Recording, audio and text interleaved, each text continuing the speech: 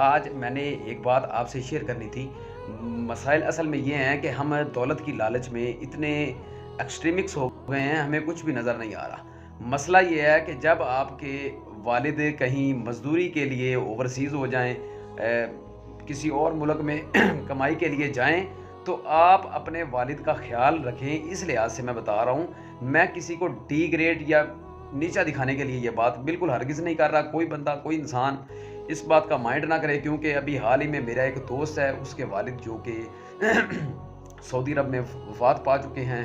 तो हर कोई कमाई की लालच में जाता है, हाँ मैं क्यों ना हूँ। मसला ये है, मैं जो बताना ये चाह रहा था कि जब आपके वालिद ओवर एज हो जाएँ, तो उनको घर बुला लीजिए और उनकी खिदमत कीजिए और उनको कमाई करके दीजिए और उनकी कफ़ालत कीजिए।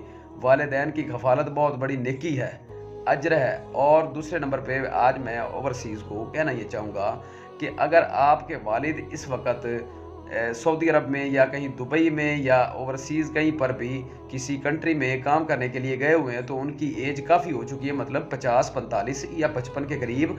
तो आपसे मैं गुज़ारिश करता हूँ कि अपने वालिद को वापस बुला लीजिए। वो आपका असासा हैं, वो आपका कीमती असासा हैं। अल्लाह पाक आपको समझ अता फ़रमाए। हर चीज़ दौलत नहीं होती। पाकिस्तान में बहुत कुछ है, कुछ ना कुछ वो कर लेंगे, अपने घर में रहेंगे, आराम से रहेंगे। उन्होंने सारी ज़िंदगी आपके लिए कमाया है।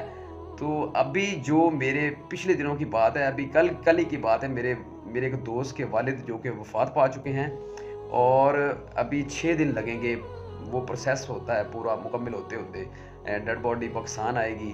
देखो ये औकात है इंसान की, जब इंसान इस दुनिया से चला जाता है तो उसे डेड बॉडी कहा जाता है।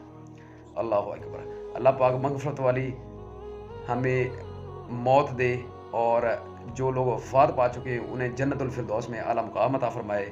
मैं उनके लिए भी दुआ गो हूँ। आमीन सुम्मा आमीन। अस्सलामु अलैकुम व रहमतुल्लाहि व बरकातहू।